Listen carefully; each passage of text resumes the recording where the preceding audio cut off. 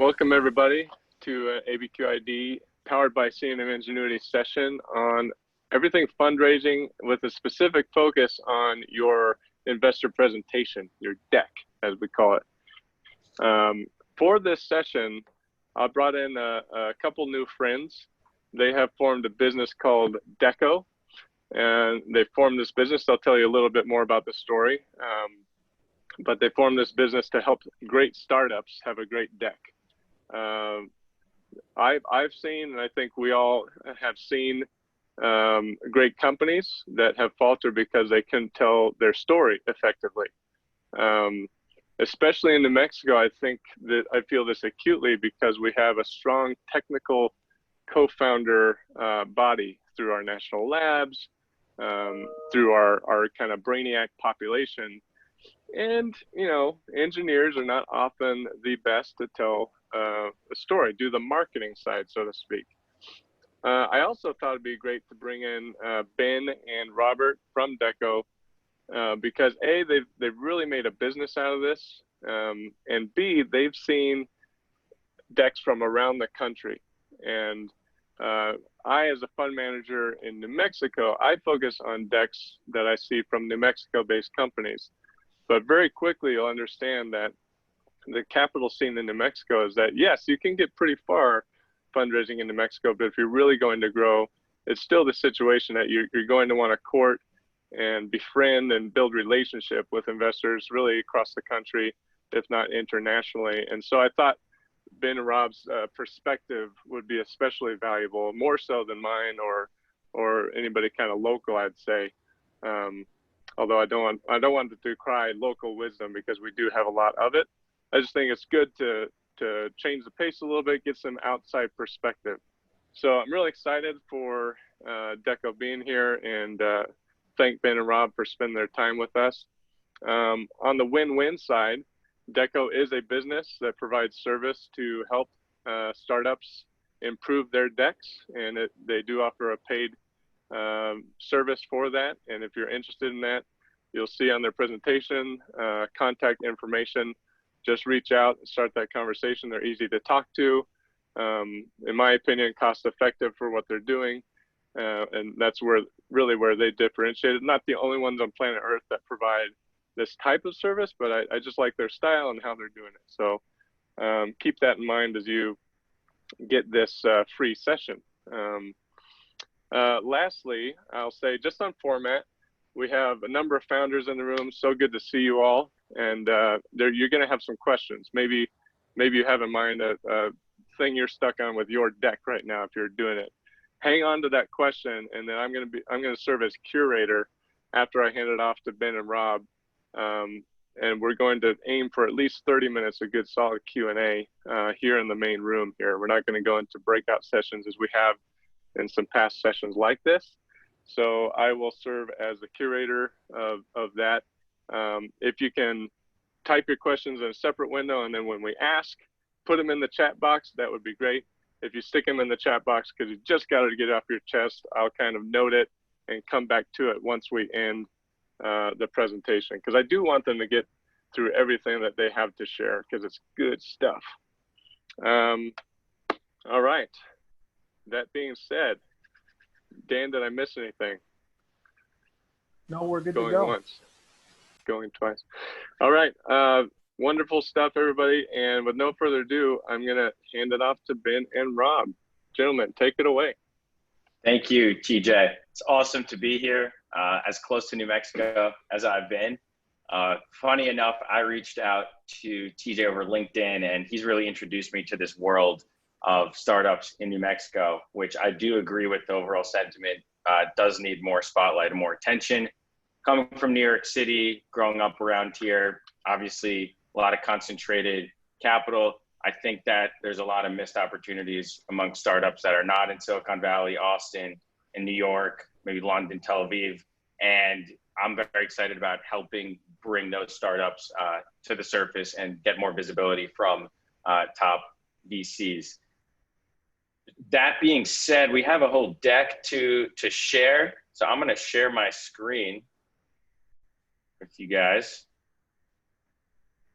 get some confirmation that it's in full visibility? Good to go. All right, awesome.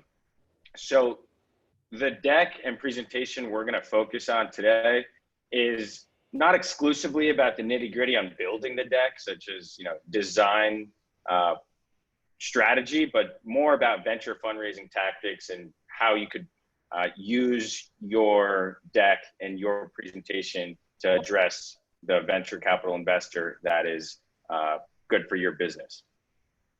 So the agenda, Rob's gonna introduce himself, I'm gonna introduce myself. We're gonna go through the different types of investors and how that impacts your presentation, a few decks, do's and don'ts, and then open it up to a pretty dynamic Q&A where we could discuss pretty much anything. So don't be shy, ask all the questions possible, challenge our opinions. This isn't dogma. So, very interested to hear your opinions. But without further ado, I'll toss it over to Rob to begin his introduction. Hey everyone, can everyone hear me okay? Great. All right, cool. So sure, I'll give you a quick, couple minutes on me and then we'll move into Ben. So I am a active VC, number 2 at Evolution VC Partners. We're early stage investors in about 130 different portfolio companies, ranging from pre-seed all the way through Series E, across a very wide range of industries. Some of the hits are Juul, Sweetgreen, Beyond Meat, Intercom, Airtable, Via, Masterclass, as well as a number of other really incredible companies. Before that, I was the founder of a company called 1H, which is an online marketplace that connects startups with investors from around the world based on what they have in common. And before that, I managed an angel group called Glassforce Ventures, which was built of basically exclusively strategic investors and the CEOs that manage larger businesses. And then before that, I was a corporate VC myself. So generally, this is my whole world. I've been in the world of looking at startups and investors in deck since I was about 17 years old. I've been in marketing since I was 15.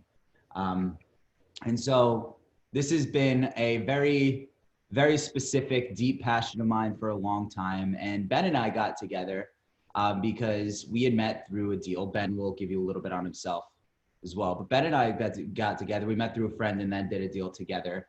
And as an angel, he had seen a lot of the same issues that I had seen, which is great companies being held back by debts that were not doing them justice. And one of the things that I had already been doing with my portfolio companies is working with them on preparing for their rounds of financing by helping put together their decks, data rooms, executive summaries, etc.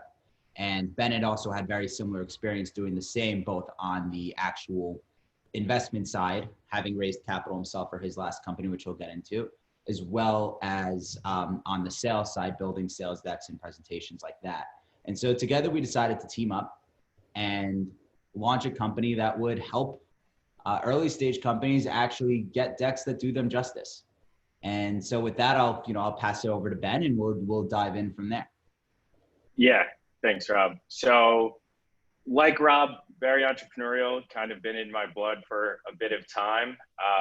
In college, I created a company called TabU, which was a mobile application for customers at restaurants, bars, and nightclubs to open a tab and close it on their phone. So you'd hit open tab, it authorized your payments, connect to the bar's POS system, and tell them your name, make a normal order. They put it in, you close out on your phone. Long story short, I raised a small seed round from First Round Capital's dorm room fund and ran all of the sales and got over 10,000 active users in Manhattan.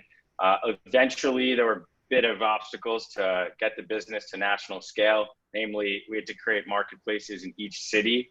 So that network effect building in each city was just going to be too cost prohibitive, according to some well-respected venture investors. So I heeded their advice and moved forward after recapitalization. So after that, I started focusing on going into the venture side, and I worked as a VC analyst at a firm called Bowery Capital, which focuses on B2B early stage investments. I was an analyst, so I did a lot of the due diligence, deal sourcing, and pitch review and investment memos. And that was a really great experience. I actually moved on from that, decided I wanted to get some more actually sales and business operations experience in the health tech space since I started finding more interest in that space. So I started working at Medidata Solutions, which is a big software company, as a director of strategic accounts. And I still do that day by day, but I've created Jam Ventures, which is a venture angel investor group in memory of my brother. And through that, I've invested in about 10 to 15 companies, various check sizes, and have done some syndicates with other angel investors and grown my network and started sourcing deals for other VCs. So Rob and I naturally kind of connected and realized that it would be really interesting to, one, grow our network and provide value to startups, but also actually give a tangible asset, which is a better deck. So that's why we created Decko, and we made a relationship with TJ. I mean, and he's been awesome. And so he invited us to come and give a presentation about our perspective and point of view on it, and hopefully it resonates. But, you know, that's kind of the background on us too. You can see us sitting here in New York City. You guys are always welcome to come visit. But, you know, just starting off the actual content, you're going out to fundraise. I'm sure that's top of mind for many of you, but there are various different investors profiles, and because they have different profiles, they're looking for different criteria to make an investment. We're all familiar with the concept of an angel investor. Interestingly, the term angel investor comes from when investors used to fund Broadway shows, and if they didn't, the show would have ceased to exist. So they were like an angel coming and saving. So there's a little bit of like, you know, it's a big risk type of investment. You have your typical venture capital firm, you know, they raise a fund from LPs, they make the investments on behalf, they pay a percentage of the returns back to the limited partners who originally funded them. And, you know, it's kind of the typical, and then there's a corporate strategic VC, and we'll get into that some more, but I'll just cover some elements of an angel investor, and understanding it would help target who you're looking to raise from, instead of a spray and pray model of reaching out to every investor possible, which not saying one does, but see it quite often. Probably preaching to the choir here, but you know, the angel investor is your best bet for an early stage investment, meaning an investment where you have pre-revenue or limited revenue. You're really figuring your things out. You're not quite ready for institutional investment. They write smaller check sizes for early stage companies. It was a great way for me to start my company. People were giving $10,000 to $20,000 check sizes, and it was a lot more feasible than going out to an actual VC firm who had a very serious due diligence process. From an angel investor perspective, I definitely don't, and most don't, just want to hand a check and kind of move on. They want to be a part of the mission. They want to be integrated in what you're doing. So being able to explain to them how they could be a part of it is important. It's not just a money aspect, capital purposes. So, you know, it's really important to have the mission resonate with them and make them feel like they're going to be involved. I think that's the best way to actually get angel investment beyond having a very strong business. So then, you know, it is their personal capital most of the time, and obviously they're more careful with shedding with their money and making an investment. So trust and rapport is way more critical as a personal relationship with an angel investor, even more than a VC firm. A VC firm, if you have the right quantitatives and numbers, and it's a good business and they think you're capable, I mean, it's may be simple to make an investment. As an angel investor, you don't have that luxury, so that personal relationship, I think, is key. And just some metrics, typical check size, based on some data I think that Rob has, is a typical check size is $27,000 to $39,000. And a lot of angel investors work with other angel investors and create syndicates. So if they invest, they then raise a special purpose vehicle and commit, let's say, $100,000 to your company, and then go out to their friends. Each person puts $10,000 in. So we see a lot of that, and it's a really good way to grassroots get some investment. Yep. So just building on those last 2 points around the typical check size and how they act as social investors. You'll notice that the two numbers are $27,000 and $39,000 is the range on the low end and the high end. The $27,000 range is actually for angel investors who had not started a company. as compared to the $39,000 range, which is for angel investors who had started a company. What that already tells you is that a lot of these guys are coming in already understanding, especially the larger investors, already understanding what it takes to build a business. In a lot of ways, these people can be and will act like a member of your team.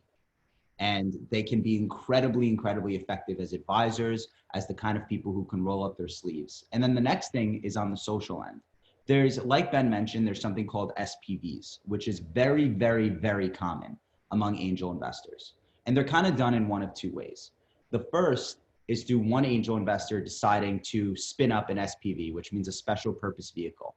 So that you don't, so let's say they want to be able to put $1 million into your business, but they don't have $1 million. They'll put in $50,000 themselves. They'll open up an LLC called ABC Companies Investment into Acme Corp, right? And from there, they'll call up 10, 20, 30 friends, and they'll say, hey, are you in for 5,000, are you in for 10,000, 20,000, $30,000? And then they'll give you one big check for that amount. In those cases, it's best to give investors what's called an allocation, which means, hey, I'm setting out to raise $2.5 million in my seed round. I'm going to give you up to $500,000 of that you can raise among your group of people.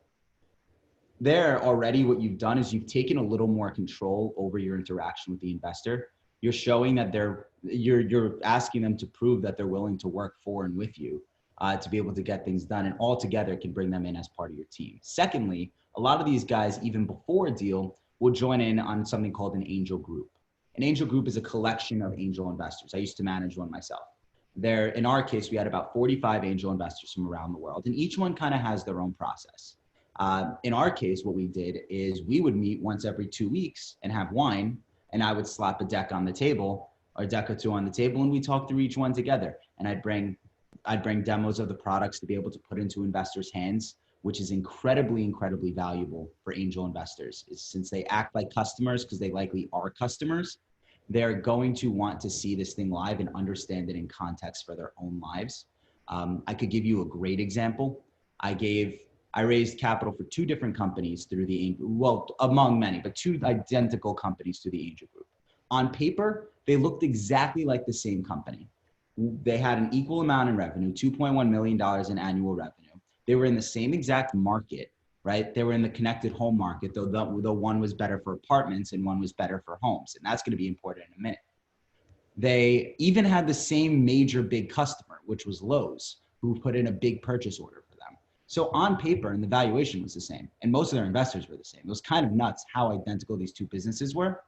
But one of those raised $1 million from my group, and then the other one raised $10,000 from my group. And the reason for that is because the one that raised $1 million, my investors are from New York. So they're used to living in apartments. They didn't understand this product that was for homes as well. And so because it wasn't personal to them, they weren't excited about the business, even though the opportunity was identical. Because one didn't make sense in their hands, it didn't make sense for them to want to pursue it. From there, Ben, you want to dive into VCs? Should we go to the next section? Sure. Okay. So with that, the very personal team member nature of an angel and someone like Ben is going to be very different than the personality of working with a VC. I think we had a poll for this. And so if you guys want to throw up the poll to ask founders just that question, do we still have that ready to go? This is the which round we want to lead with? Yeah. Okay, launching poll. You should see that on your screen, participants. So go ahead and click which type of investor you're hoping to lead your next round. And if you don't know, just say no idea. This is going to be interesting. I'm excited to see the results. It's kind of cool to see the results live like this. I've never seen it on this side. Yeah, this is like prepping for the election. All right, so this is interesting. Looks like the poll results have come in. It looks like most people actually want an angel to lead their round. So that's going to be interesting because what's great about an angel is that they can move checks fast. They'll do a good amount of due diligence, but nowhere near what a VC will do, which we'll get into in a second. But their check size is going to be slightly too small to lead your round. What you can do in that case is you can start to round up angel investors by deciding your valuation yourself and then letting angel investors accept that check. So to give you an example, at my company, at 1H, when we had raised our first angel round, we had decided on that valuation ourselves. One investor had given us a valuation for half, and we decided we didn't want it. So instead what we did is we doubled our valuation and we went out to angel investors and we said, this is the number we're going with. Are you okay with it? And once we got one in, even though I think it was a $17,000 check, even though we got one in, because we were able to have them agree to our terms that we were able to write internally and create internally, we were able to round up the capital. Now that's very uncommon. There's a very famous story, especially Ben, you'll know this at First Round Capital. First Round Capital loves to talk about the fact that Uber's first office was their conference room. That's a very famous, they love to talk about Uber's first office was our conference room. They founded it on our conference room table. We were their first check-in. We love them. We believed in them, yada, yada, yada. It's completely yes. It's never going to happen again. I can't stress that enough. Here's what the data says. In 2018 and 2019, for VCs, deal size and capital deployed was at an all-time high. Now that's great news. But deal volume was at an all-time low, which means they've been doing less deals than ever. So what they're doing is they're putting more and more money into fewer companies. So why is that happening? That's happening because of something called the 2 and 20 rule. This will go into how we talk about VCs. The VCs in general raise a fund. Let's say they're raising an $100 million fund. They get 2% of that in cash to manage the fund, hire the analysts and everything else, and 20% of the fund's profits. So they'll get $2 million a year, but if that $100 million yields $1 billion, they'll take home $200 million. And that's where their upside is. The reason that's important to know is because the way that they approach your investment is going to have everything to do with that model. They have to make more than $100 million before they could really start to see profit. So your investment has to be able to not only have a good return, but also outperform the rest of their fund. In case every other investment in their fund goes to hell, you're able to be the one that carries them over that $100 million mark, because they've lost probably 90 million of that $100 million if they put 10 million of it into you. They're hoping that you are going to be the one that gives them the 10, 15, 20x return that lets them return their fund to investors and collect their carry. Which is different than an angel investor per se, who may be excited with a 4x, 5x return. Yeah. Because they don't need to pay back their LPs. It's their own personal capital. Similarly, right? They might even be happy with the fact that you say, I'll give you a dividend, right? We're profitable. We're modestly profitable. We'll start to give you, X amount of money per month or whatever it is out of our profits. A VC would never accept that, because whatever the dividend amount is, it's not going to be enough to return their fund. And they really need to return their fund, which brings me to my next point, which is this is institutional capital. You cannot go back. And we were talking about this earlier, about how some people have decided, maybe sometimes fundraising isn't the right thing for me. When you bring in outside capital from angels, it might be fine, but from VCs, they have an expectation that you are going to have either an IPO or you're going to get bought out by another larger firm. And they're expecting your business to grow significantly over the course of the, let's say, 3 to 5 year period between a seed investment and some kind of liquidity event. What does significantly mean? Likely 10 times over year in some cases. And that means that your investors, even though they've given you a ton of capital, are going to want you moving faster than you may be ready for. And also, it'll reduce your flexibility as the founder of the business to be able to do certain things, because you now have other shareholders in the business that aren't you. And because of that, you will be a little more limited in terms of what kind of flexibility you could have. You want to take a little bit of money out to pay for a wedding or pay for a vacation. That's now something you need to get board approval to do. Whereas before you could just take that out of profits, which was great.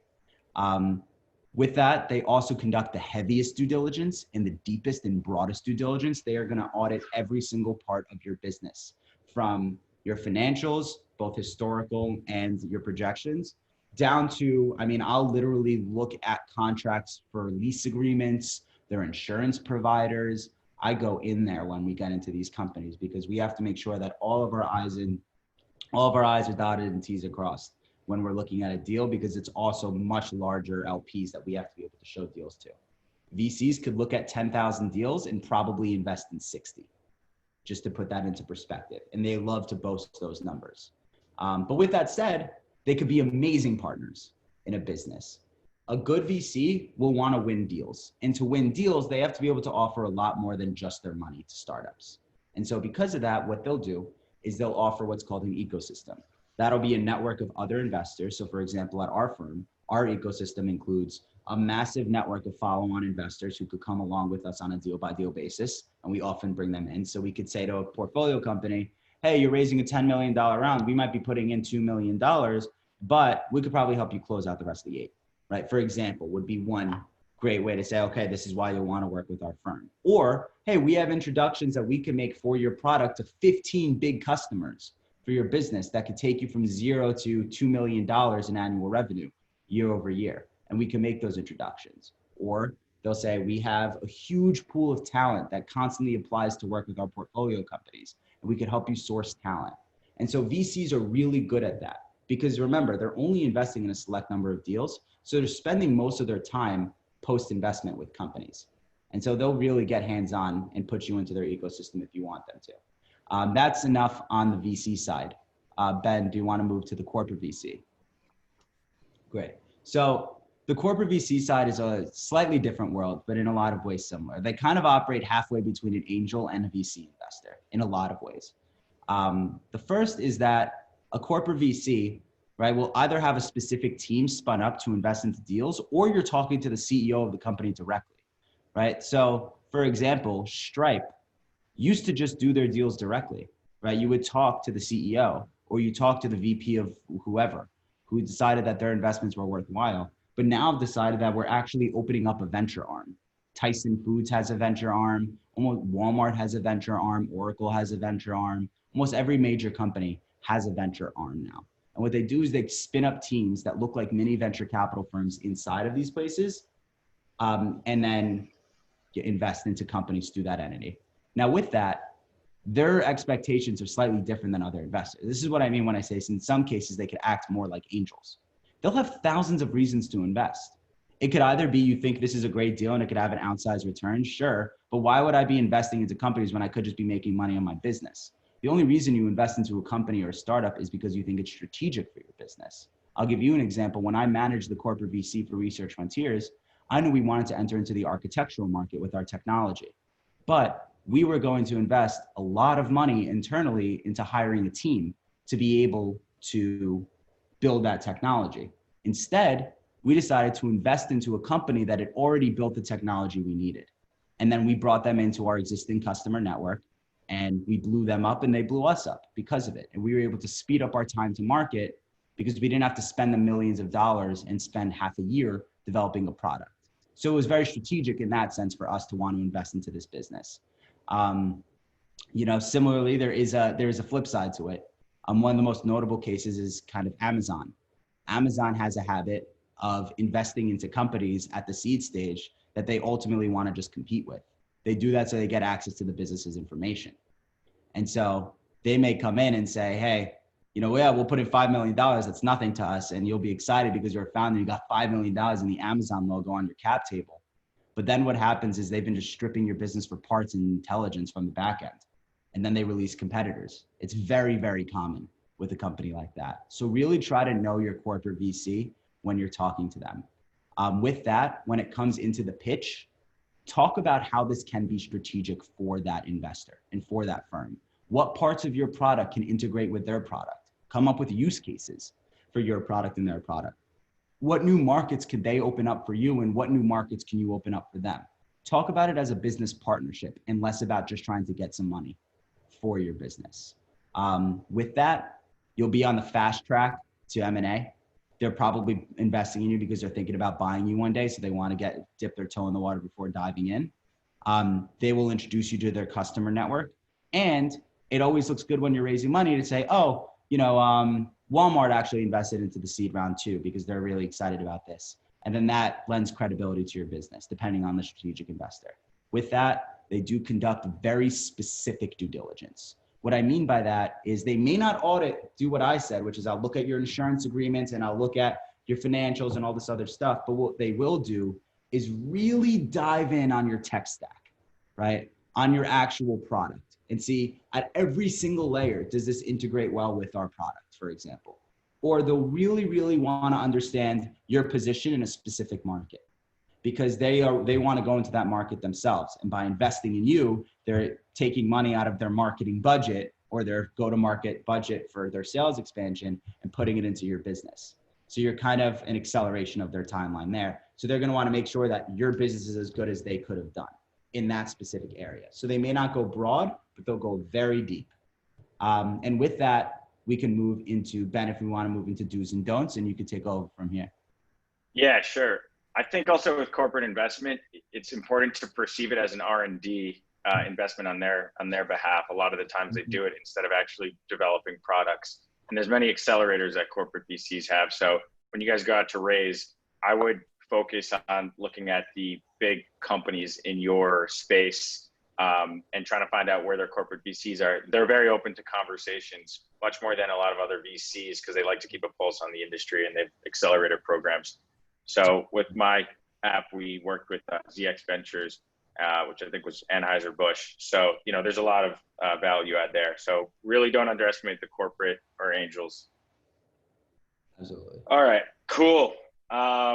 Pitching do's and don'ts. There's a lot of them. Most of this is from experience, hearing back from pretty unadulterated feedback from VCs. So hopefully you guys could just take it from us and not make the same mistakes. One thing that I think is crucial is that you actually don't want to be pitching. When you pitch, you have the opportunity for them to shut it down. If you're trying to convince them of something, they're automatically defensive and trying to find out why you're wrong.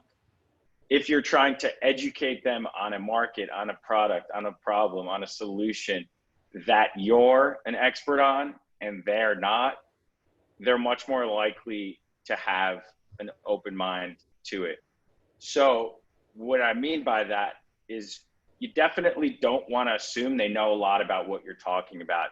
Most of the issues I have are that I'll get a deck or someone will start talking about their business and they'll run right into why their technology is amazing or what they're going to do in 15 years, or they'll skip over the basics and they won't allow a story to unfold in a way where I am a novice. I'm not an expert. So it's really important to educate and perceive your investors as students in a sense, and educate them on what you're building rather than try to convince them. What happens is you end up actually convincing them much more effectively when you think about educating versus pitching. It's something that I've ingrained and made my pitches much better. My mother always says a confused mind always says no, especially when it comes to angel investing. And I think that's one of the biggest issues back to this is the confusion. I've sat at Bowery Capital, I've sat with other VCs, and they're really smart managing partners who've made some great investments. And I talked to them about the business we just heard, and they're like, honestly, I was neither here nor there. I just wasn't quite with it. There's only so many times someone's going to say, I don't know what you're talking about. Can you go back, before they just give up? So I think a lot of times it's not syncing. So making sure you're educating rather than pitching is huge. This is really important too, in my opinion. So many companies start by focusing on their market size. The one thing investors do know is money. So you don't have to convince them that the market size for esports analytics is big, or video games are growing, or the fact that cybersecurity software is a huge need and there's massive liability. I could go on and on. That e-commerce is growing, retail tech, video surveillance analytics, anything. You don't want to talk about the market size, because then you're just going to Gartner and putting information back in your deck and trying to say my company's going to be good because the market's big. Well, that has nothing to do with your company being good, but instead focus on the market readiness and timing. So with my app Taboo, I never said, here's how big the bar and nightlife industry is. I think everybody knows it's a big market with a lot of money being spent in it yearly, but rather we were saying, this is how many people are spending with credit card and cash now, and how many they used to spend with cash and credit card 20 years ago, and how many people want to be spending with digital payments. So then it's showing there's market readiness rather than size. So I really would focus on timing, readiness rather than size, unless it's completely uninformed market. Yeah. And then with that, do your research on investors. Oh my God. I cannot stress how many times founders will come in and I know that all they care about is the money, and that all they need is the money. Money is the panacea. Oh, we have everything figured out. We just need the money. It's never true. And if it is, investors will immediately turn away. Look into the investors that you're speaking to. Each one is going to have their own things that make them tick. And you could probably find interviews, articles, language that they use that you could start to mimic to make your pitch better. Some of the best pitches and deals that we've invested in have said, I've actually looked at your firm, and the reason that we're excited about you is because there's introductions that we think you can make to ABC companies. And these would all be incredibly strategic for us right now. We hear that and it's like, okay, wow, they really, one, they care. And two, we know how we can help. You just did half the work for us now. Amazing. So now we know we can do something for the business. And we know that if we put in money, yes, they'll appreciate the capital and they'll need the capital, but it's going towards this larger plan that I'm working with them to help get done, which is incredibly important. And again, it shows that we're more than just money. You want to move into the do not? Yeah, I forgot to say something about the market size. I've spoken to a bunch of investors, and the second one or two slides is just telling you about the market size. We don't even continue reading. It's so valuable to start without that. I can't stress it enough. Yep. Next. Yeah. Do not stop focusing on running your business. I know fundraising is a distraction. I know it's a massive distraction. You have to go reach out to investors that have nothing to do with your business, and you have to get them to put in capital to help you accelerate your business. It feels backwards and it feels wrong and it feels strange, I know. But what ends up happening is founders end up spending all of their time raising capital and not enough time running their business, or they just shut off the growth engine of their business. Let me tell you how that looks from my perspective. That means that, one, your business isn't automated. It's not running on its own, which means that the second that you go to sleep, the business is not running. If you get hit by a bus, the business is over, right? If the business can't handle a capital raise, it's definitely not going to be able to handle your expansion, all these other things, or all the other things that come with it. On top of that, right? What if you and I started speaking 3 months ago, and then I asked you for a quick update on the business and you have very little to share? I would assume your business isn't moving anymore. And that's a huge, huge red flag for investors. So yeah, in reality, it's actually the best way of getting investors is to focus on the business. It's just focus on running a great business. Investors love great businesses. It seems obvious, but focus on making money, focus on getting customers, focus on your product. Because then you could also reach back out to them and be like, hey, by the way, just a quick update. We actually just landed XYZ partner, and we grew revenues by 20% this month. And, we'd love to revisit the conversation about having you involved in the round. There's still $1 million left in it. We'd love to have you involved, or something like that. That's a great conversation to be able to have with founders. And investors will happily come back with their tail between their legs and talk to you, especially if it's a good deal. All right. Yep. So this is a pet peeve of mine. When you're sending a deck to be reviewed by an investor without you speaking over it, there's a lot of information you try to get in the deck, but oftentimes there's too much information. The goal of your deck when you send it for them to review is to be able to start a conversation where you could explain to them the business. So keep it concise, keep them intrigued and curious, and don't answer all of the questions up front. Just focus on trying to get them to be intrigued. When you're actually presenting, it's even more important to have your deck be concise and visual, because we all know it. when you put up a deck and you're speaking, it's human nature to divert your attention to the deck and try to read it. And then you're trying to follow what the pitch is saying. And then you're getting really neither here nor there. So if you keep it quite simple on the deck that you're pitching, very simple language, and expound on it verbally, I find that it's much more effective than putting it all in the deck and then just saying it all over again. So I like to say less is more.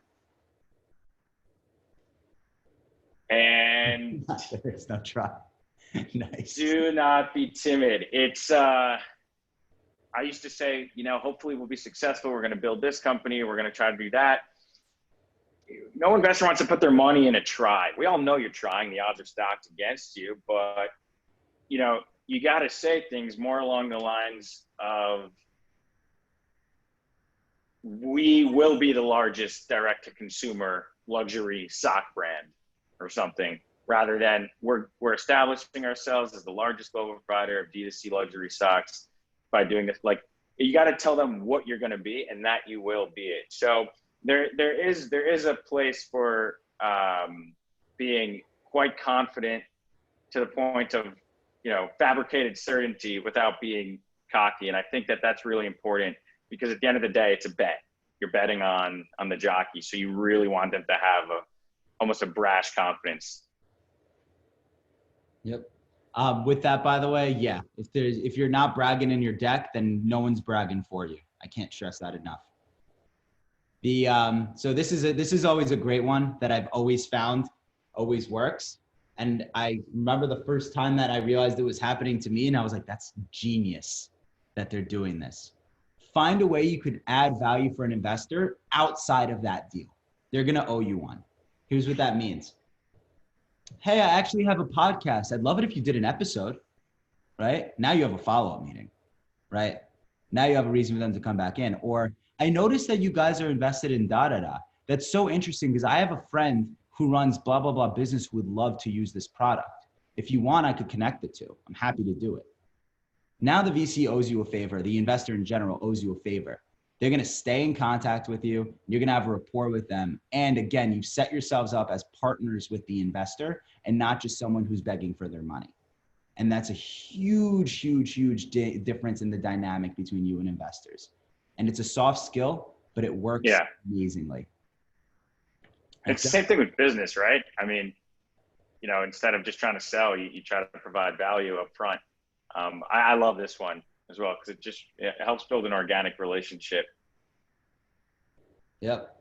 Now do not, with that said, don't lie, puff, massage the numbers or any of that. All right. We see this all the time. Founders feel like they're under pressure to talk about how amazing their growth is, and they just straight up make up numbers either around what their product can do or how much money they're making or something, or what their growth rates look like. You think that we're only looking at the deck? No.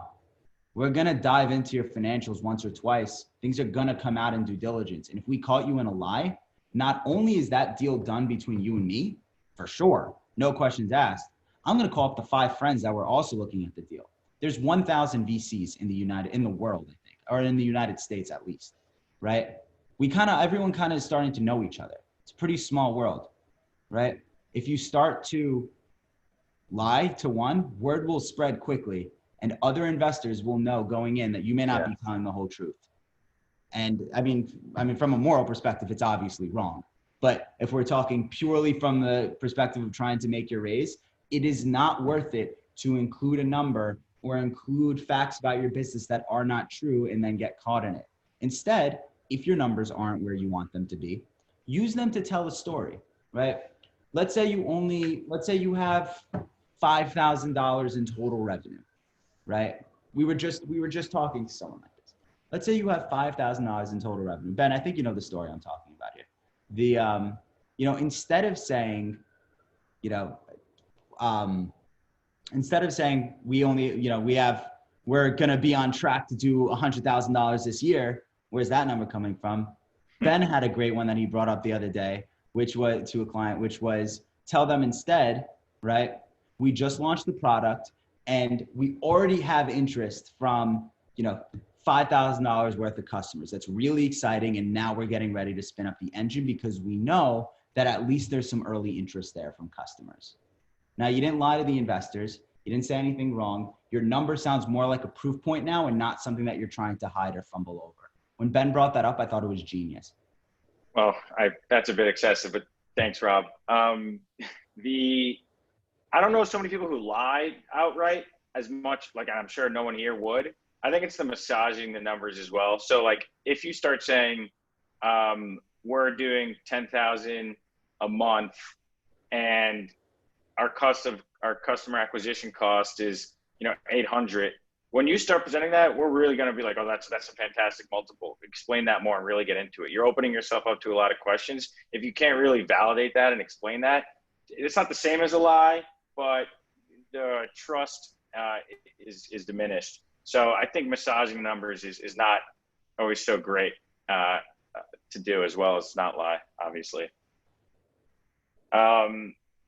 Yeah, I mean, this is kind of ironic since we're not really asking you guys any questions, even though you're not investors. Generally, I would be if this was in person. Again, with education, you can't just expect they understand. Definitely engage investors with questions midway. Likely they'll probably interrupt, but the more questions you ask them, the better, for sure. And don't beat around the bush or meander. In the deck and in the actual pitch, I've seen it many times. If someone asks a question and digest it, like take 3-4 seconds and answer it directly. I wrote digest and address. That's a thing I try to think about a lot, because if you start not answering a question directly, it's human nature. The investor is not, you're not on the same page. You're just talking about random things that don't apply to their question, because likely their question has a lot of intent and they're trying to figure something out. So I would not meander. I would not be reactive to criticism. I know this sounds obvious, but digest and address. Take a few seconds. It's key. This next one, follow up with all of your materials fast. And there's a lot of materials that you could be able to include, right? So obviously send them the deck. You could either send them before or after. What I don't recommend is if an investor asks for the deck before the meeting, send them the deck. Don't not send them the deck and hope that you could convince them over the meeting. It's not going to work. And investors know what they're looking for. And then all that they're doing is walking with this little bit of like, why is this founder being so secretive about their business? So share all the materials you want to be able to share with them. You should be able to let your deck do the talking. But on top of that, following the meeting, follow up with all of your materials fast. Say, hey, blah, blah, blah. Hey, TJ, thank you so much for the time today. It was great to have a conversation with you. Excited to connect you with, or let me know if you still want that intro to Acme Corp for, XYZ portfolio company. Happy to set that up. On top of that, I've attached my deck plus a link to our most recent investor update, as well as this, video of a product demo, so you could take a look.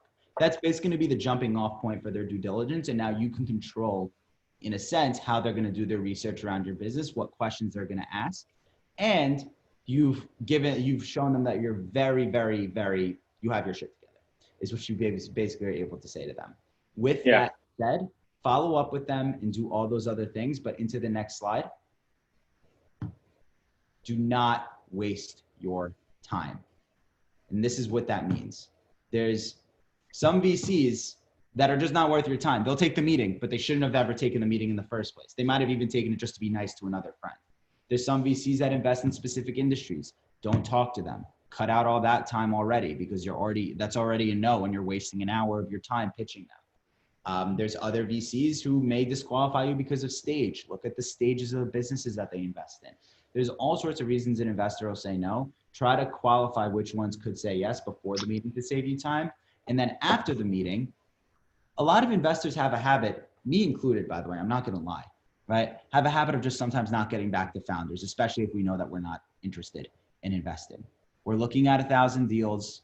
We're dealing with our own nightmares and fires to put out for our own portfolio on a day-to-day basis. Sometimes we don't end up responding to, and we totally drop the ball on a founder or two that we had spoken to, and we can't give them a thoughtful response right away. about why we didn't invest in the business. And I know it's frustrating and I know that it's the worst, but at the end of the day, you have a business to run and you have a round to go raise. So make sure that you are constantly maintaining a stream of new investors.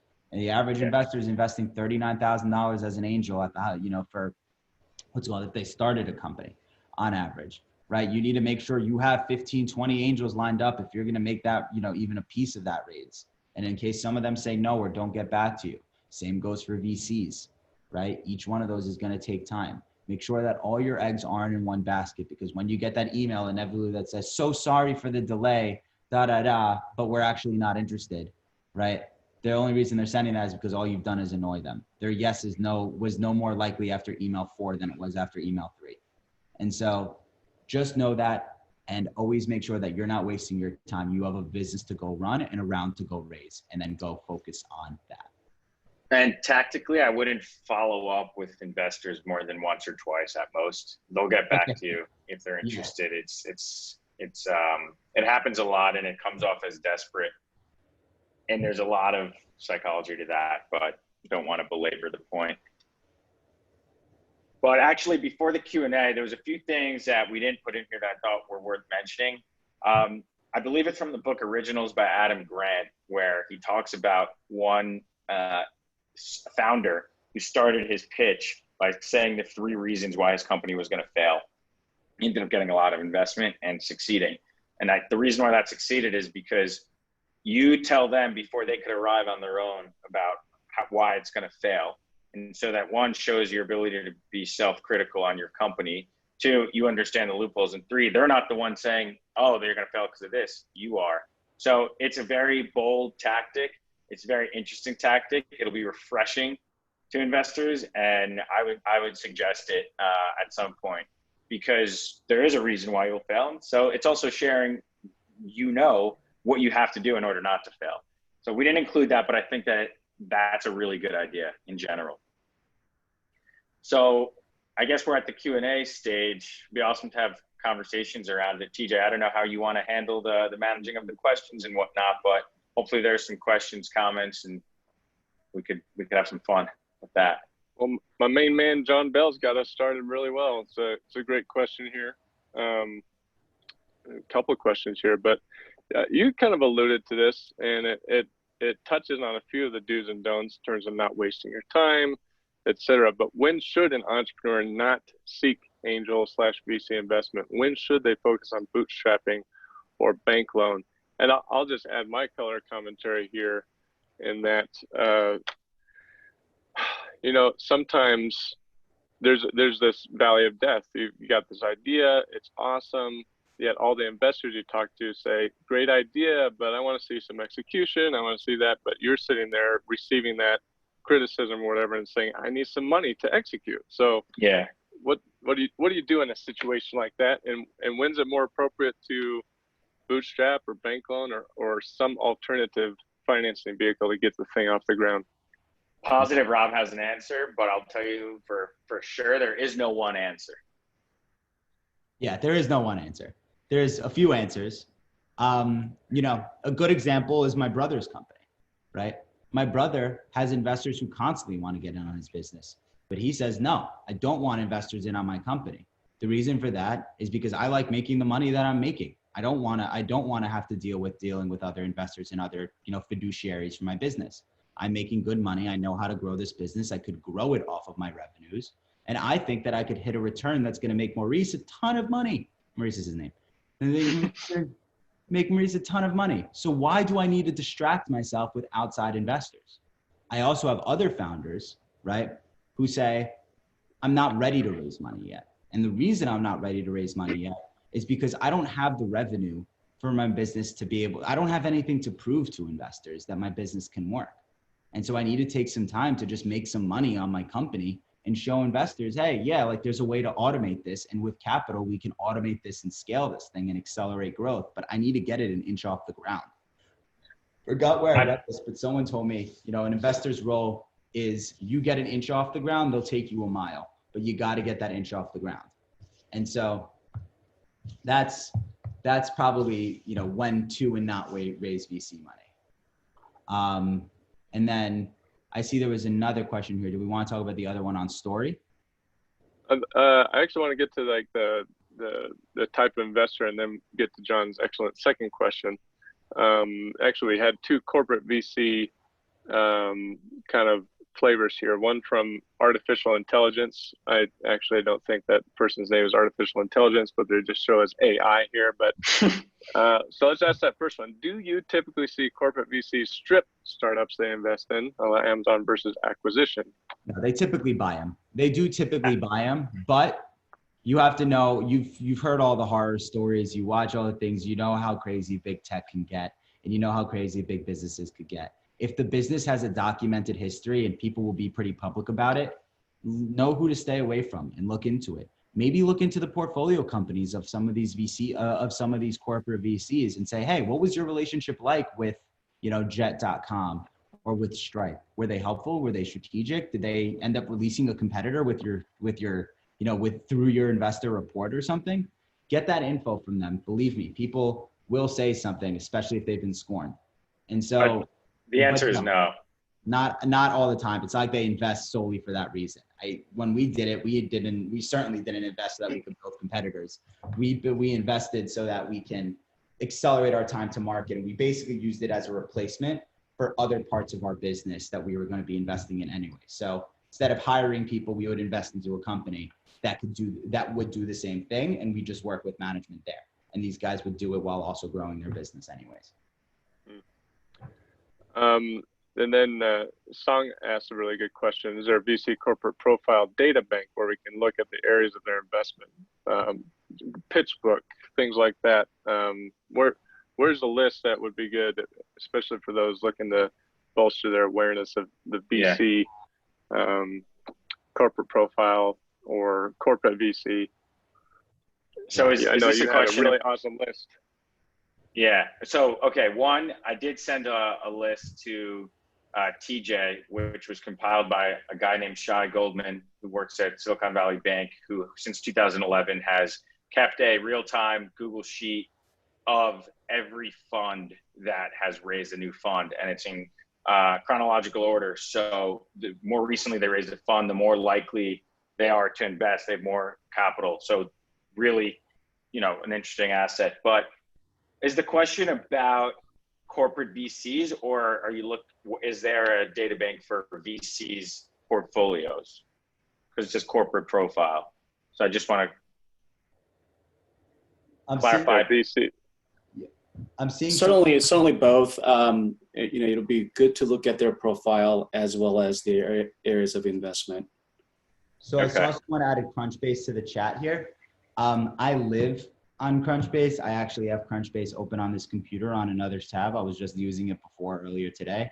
I have that open 24/7. Crunchbase is the best one because it's a log of every single transaction that's ever happened. It's the holy grail. And if you have Pro, it's great. Oh, it's worth it. It's so great. It's like, if you really want to geek out on it, it's the site. You can go buy firms, see all their portfolio companies, and you could go by portfolio company, see every investor that invested. You can see their team members, if they've made any investments.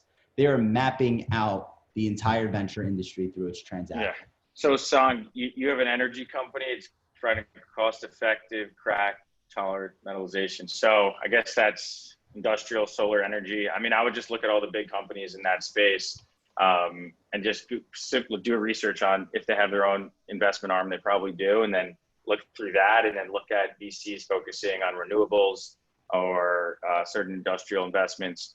I think that, you could go to Crunchbase and do that, but, you could also do it the old-fashioned way.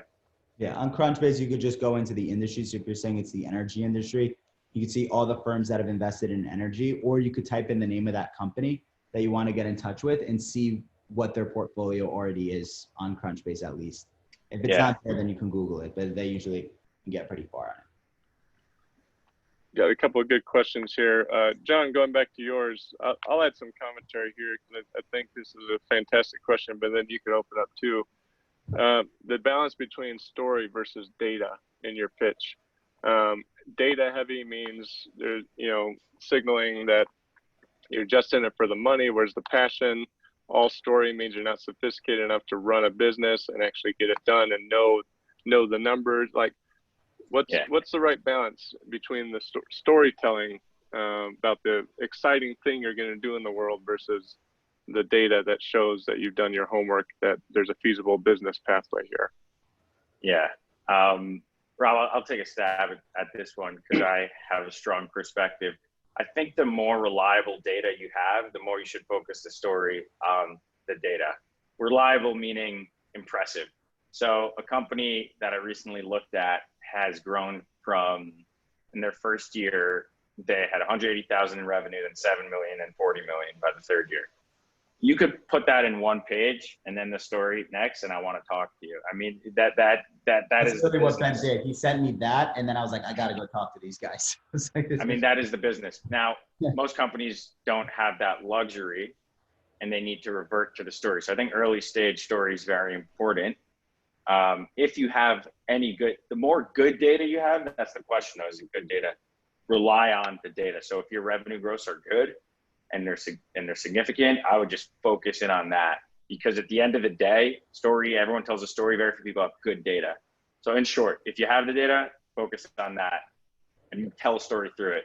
If not, your storytelling is what you got. Yep. It's basically all credibility, right? You start with what gives you credibility, right? So if the prestige of your founders is what gives you credibility, put that up front. If the robustness of your product gives you credibility, put that up front. If your growth gives you the credibility, put that up front. And give whatever gives you credibility up front so that the rest of your deck is a story built around that. So if you grew from, like, I know the company he's talking about.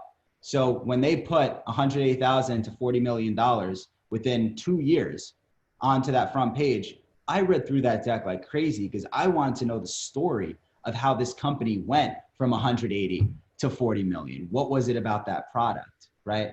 Same with, like, if the founder of, ESPN started a new company, right? I want to know what company that is. And I want to know that on slide 1, that this is by the founder of ESPN or something, because I'm going to care. Yeah, so Rob nailed it. The answer to that is whichever one gives you the most credibility. Exactly. It's all data, but it might not all be financial data that you have the credibility around, but pick the best data you have and be kind of, I don't know, passionate but unbiased around it. Be data driven as much as possible. Like, who asked that? John? So John, what's your business? Hey there, sorry about that. So I've just retired from Travelers Insurance. So I was on the corporate strategy side of investing in insurtechs. So, so I was looking at it from one of your 3 investor side. But, coincidentally, I am starting a new business now that I'm here in Albuquerque. But so that's the short story. What is the business? Because maybe if you have experience in that industry, that could be your data, Yeah, it absolutely is. I mean, I'm a digital transformation executive, so I'm delivering digital transformation and marketing consulting services. So, of course, it's building. Yeah, so that would be the most credible thing. That would be the most important thing. Yeah, cool. Yeah. Next question from Eddie. Just moving us along, make sure we get enough as many questions as we can. Effective asks, what is the best pitch for more than money? So a couple of commentary on this. Balloon pitch is happening next Friday. Ben, thanks for being one of our 21 investor judges who are going to be there. Look for more emails and instructions next week for that. Guys, but whatever. The thing is, that's a public event, so they can't say we are raising if you are interested, because members of the public, unaccredited investors will be there. So they got to have a version of the deck that has an ask that is not laying out terms of their investment and things like that. Otherwise, they run afoul of SEC regulations. So in those situations, and even in the situation where you do have a financial ask, what's a good way of building in those other asks, those more strategic asks? What advice would you have there? And Eddie, feel free to unmute if you wanted to add more commentary. It's actually Edie, as in Edith. Edie, all right, fixed it. So one thing that we tell all of our clients and our portfolio companies when we're making decks for them is, when you're doing that raise page and you're saying we're raising 750K or whatever, what are you doing in the business? What are the 3 main priorities for your business over the next 18 months? You are introducing your product to the market. You are landing and expanding with enterprise clients, or whatever it is. right? What are your 3 biggest business priorities? That will inform that ask, and that will change the ask. And then you could just say, here's what we're doing with the business. If you could support this, amazing. And then this way they, and you could obviously tailor the ask from there to the investor. But what we always say broadly is have your 3 biggest priorities for the next 18 months listed right there on the page with your ask, so they know largely where the money's going. So asking if you're raising money for technology development, saying, are you able to help with resource development, with tech development? How do we turn that into an ask? Yeah, so what you can do is you could say, we're raising, for R&D expenses, for, launching in XYZ markets. And, what makes a particularly helpful investor would be the type of investor that could really get hands-on with us on product, or can really, this is our target market. If you have introductions you can make in this space, or you could help us craft our go-to-market strategy in this space, this is what we're dealing with. And we're going to be dealing with these problems regardless of whether or not we raise capital, because this is what we're doing with the business. That's and good. So really driving home that point that this is the plan. Money accelerates the plan, but this is what I'm doing with the business. And That helpful, Edie? Any other follow-up from you on that one? Yeah, it is. It's I've been pitching a lot, and we've done a small debt round. So I'm talking to VCs, and they're interested because we're in green building and we're a technology that's new to the US. And proven other places. We're in prefab and the highest quality of building to low energy buildings. So they like talking to us, but I know we're not the right investment. They're not the right dollars that I want, but really what I want is their connectivity. Like I want their builder. A lot of these VCs, as you know, have developments. They're holding companies, they're building housing. That's what I want. So like an effective ask that they will take action on and they'll follow up on and I think it's overwhelming at the end of a pitch. You get into the Q&A and I really want like that one ask that's really effective. Right. That's what I'm asking for, of like, what's been like, oh yeah, like I did actually send that person an email, or I did put them on LinkedIn and suggest, it's like, I want that kind of activity out of it where it's easily actionable, and then maybe we get dollars, but like, I really want them engaged, strategic, of course. So I would approach them and say, hey, by the way, I mean, in that case, like what I've seen happen is like, by the way, capital raise aside, I would, I noticed that you guys are invested in ABC companies. We're trying to get in front of them.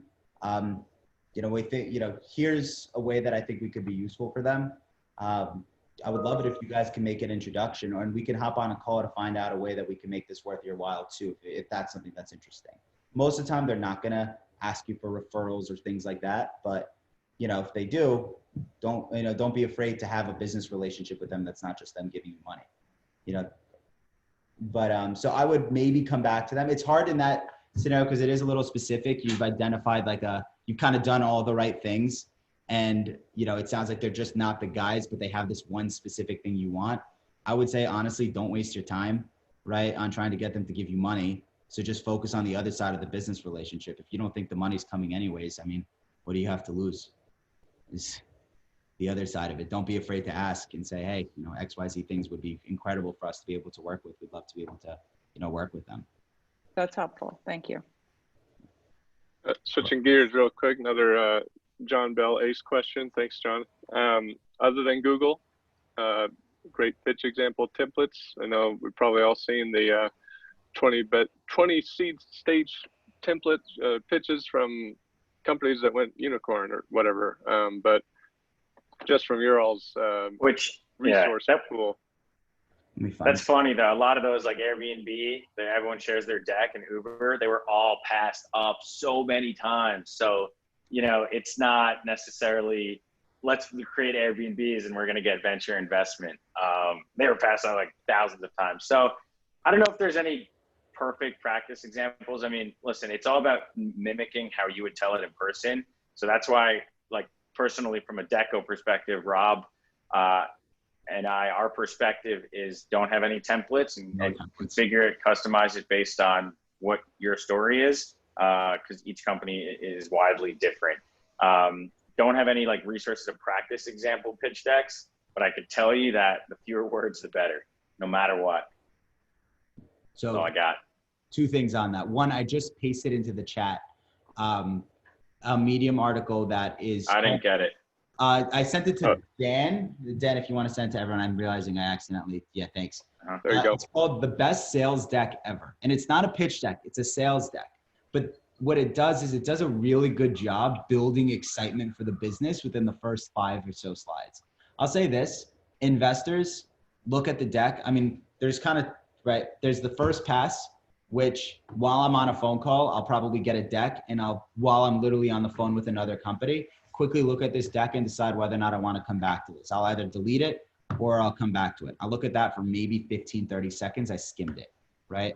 So keep that in mind. And then I'll come back to it for a grand total of the industry average of 3 minutes and 44 seconds of looking at that deck. Which so to me seems high. That's very high in my opinion, yeah. But even then, so keep it concise. Optimize these things for a meeting with you, not for an investment. Get them excited to meet with you. I guess that would be my biggest thing. And then, yeah, like Ben said, we really hate templates for a reason. They're always obvious. And then what happens, you have to mush your story into a template. Instead, think about what your best conversations have been with investors.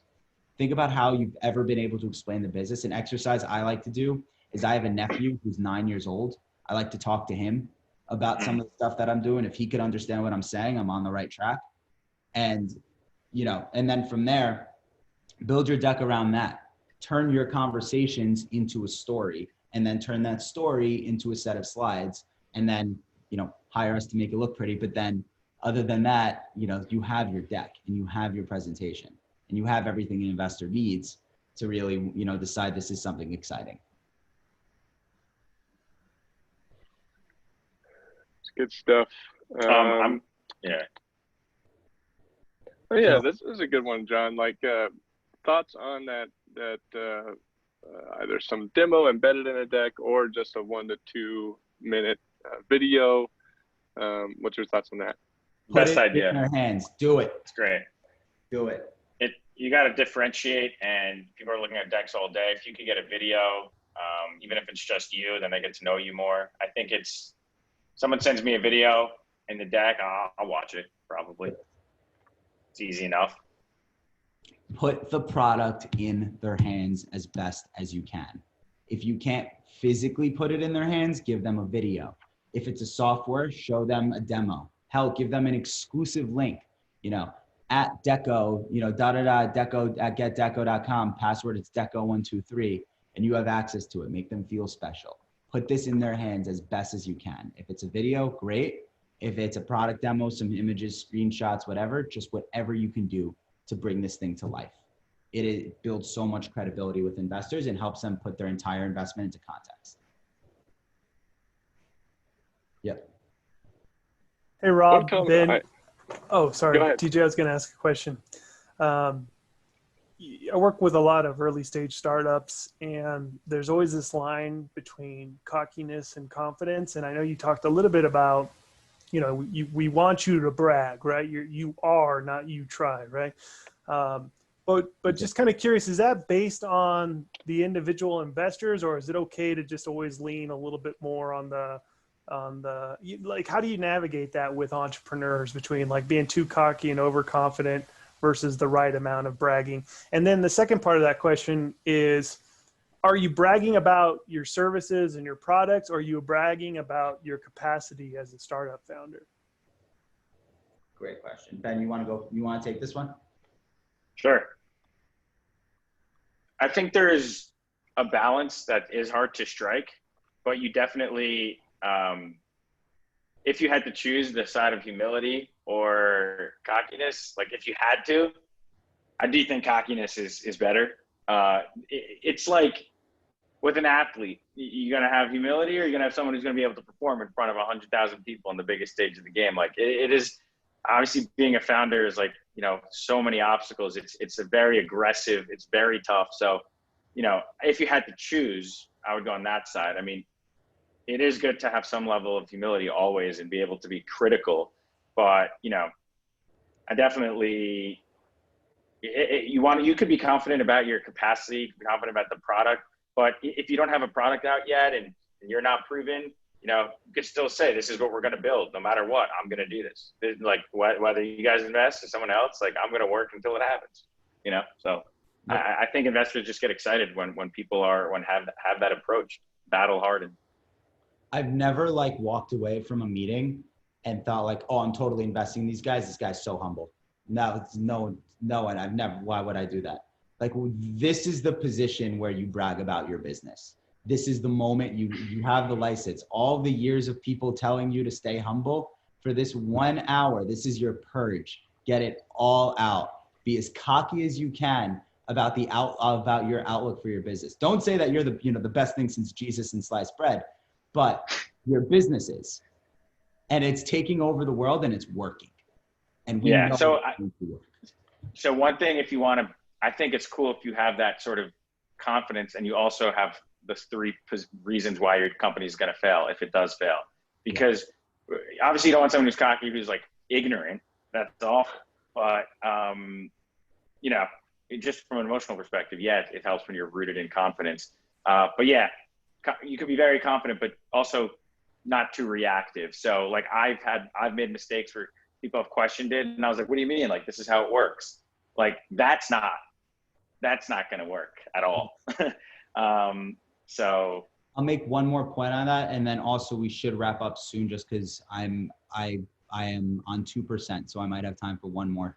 We might have time for one more question. And then in which case, Ben, you might be able to take over if anything. But the only thing I would add is that, you know, don't be dismissive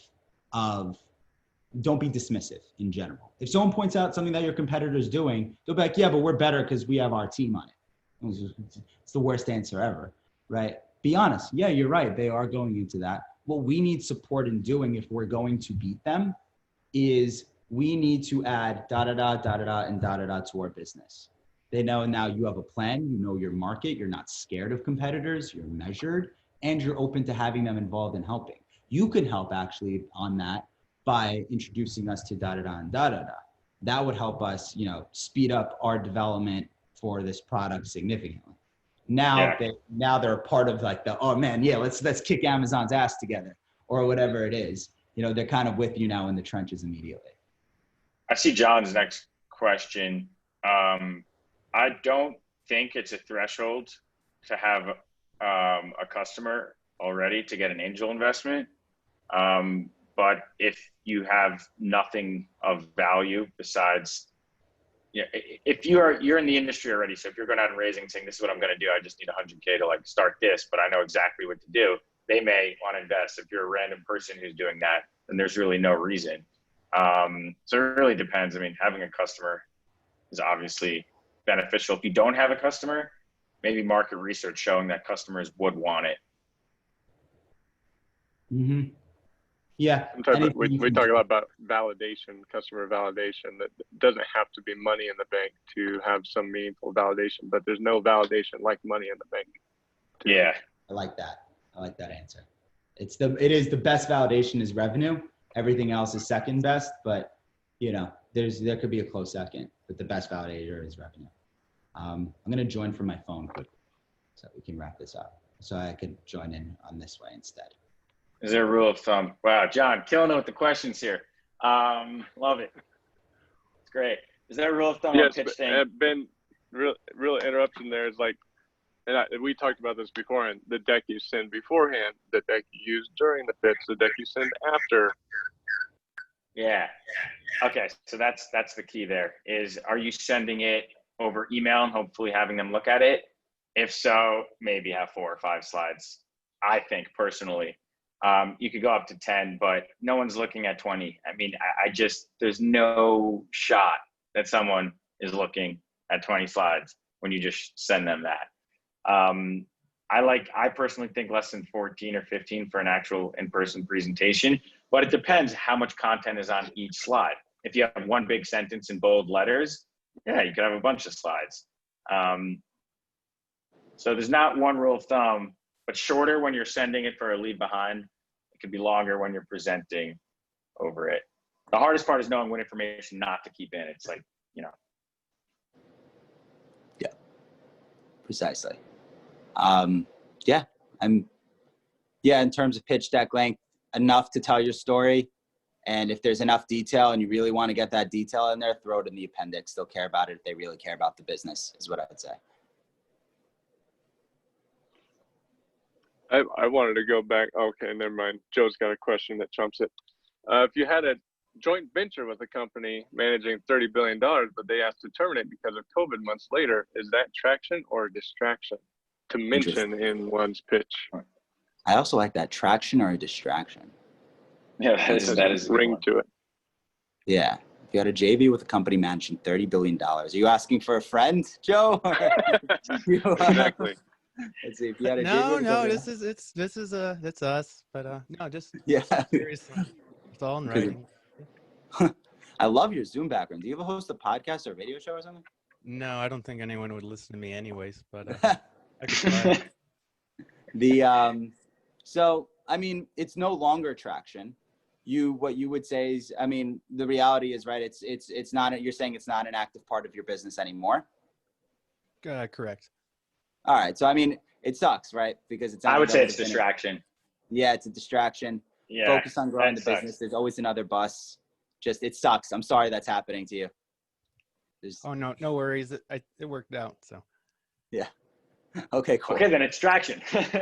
That is traction. No, Yes. I had one kind of comment on this boldness versus arrogance, belief versus humility. And a thread I picked up on as you all were talking about your slides is that there's almost this peer level you want to get to as you talk to different people about the business. And I sense like you kind of want to come off as the first investor in the business. Here's the reason I invest. Here's why I started this. Here's the opportunity, and not as a supplicant, right? You're not hoping that somebody out there might give you money. You have genuinely invested your life into the company for darn good reasons. You have credibility of some type, and look, this is what I'm excited about, and what we're gonna go win. This is what we're doing, and if this matches with you, I think it does because I did some research. Check it out. That has worked really well. Love that. And I find the more people have been through that experience, they get to that place. But for first-time founders, that's kind of inspiration or challenge I want to bring to you is not to ask for money, but to present the opportunity and come across with that creative confidence. Even if it is your first time, it's not your first time achieving something or doing something. You have built a lot of experience, and you gotta really stand on 2 feet and be bold, but not that arrogant. And I think what you said, Ben, about there's one thing to be bold and confident, and it's another to be naive and unknowledgeable. Right. And Yeah, I mean, you're 100% right. Getting to a peer level and saying, hey, this is my business. This is what I'm doing. I'm going to try to take it. I'm not going to take it. I'm going to take it to the next level. And then this is what I'm trying to raise. It would be awesome to keep talking about it with you if you like it. You know, just that's it. I love And that the idea of investors treating yourself like the first investor. I think that's I think if you took nothing else, take that too. Because that is the truth. You're the one who invested. Even if you didn't put in your cash, you put in your time, your weekends, your evenings, and then ultimately your full-time job and livelihood into this thing. There's a reason for that. Invite people into it. Yep.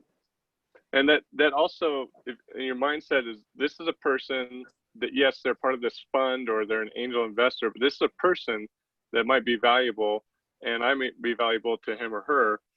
That's what enables you to do stuff like, hey, I mentioned you might not have this need in your portfolio company like you're talking about. So again, it's like, we're both investors here. We're both creating businesses, building businesses. I happen to have a company to present to you, and you happen to be the investor, but tables might be turned at any moment. Again, it's like creative confidence. I love the power dynamic being a little bit more level as much as possible in that sense. And it should be, right? Because if you think about it, an investor, angel VC, corporate VC that sees a startup or a founder that they think is good, like then in a way the startup has more power. They don't want you to know that. And it gets into games, but it is level, and you should approach it as a level playing field. Precisely. And then John, the Decko website goes live. Ben, I know I'm going to get crap for this forever. We're actually in the process of putting together the website. And we're going to have it live. In the meantime, if you want to be able to reach us, reach out to either Ben or to me. Both of our emails are at the bottom of the presentation. It's ben@getdecko.com or robert@getdecko.com. We're working through the website. I can tell you it is gorgeous. We're pretty excited about it, but it's going to be, give us a little time. Yeah, we're just making a lot of decks recently and focusing on that. So people keep asking. We're so busy serving customers that, the web, you got to sell it, right? Exactly. Let's see, we got 2-3 minutes here. Any last minute questions, folks? You feel free to just unmute. We have nothing in queue from chat. Oh, all right. Let's Thanks, AI. Thanks, AI. Yeah, it's Alonzo. Sorry. Hi. Okay, I gotta fix that. I'm a human being, so. Hi, Alonzo. Thank you, Alonzo. Dan, wrap us up, sir. All right, well, thank you so much. Let's give our virtual snaps and claps for Ben and Robert. Thank you so much for collaborating with us. Hopefully this is the start of a really fruitful relationship between New Mexico and New York City, or New York, just the state. So we'll get the new going on between us. Yeah. So as we say in New Mexico, somos unidos, we are united. And thank you so much, everyone. I just shot out an email, so you'll have their contacts as well as some of the links. You can connect with them on LinkedIn, and I'm sure once their website's ready to go, we'll blast that out as well. So all this session will be recorded and uploaded, including some of the resource links. So stay tuned to that. And if you have any questions, I'm free to hang out on for a little bit to talk about Activate. Otherwise, stay safe. Have a great weekend, everybody. Thank you, everybody. Thank you. Feel free to reach out.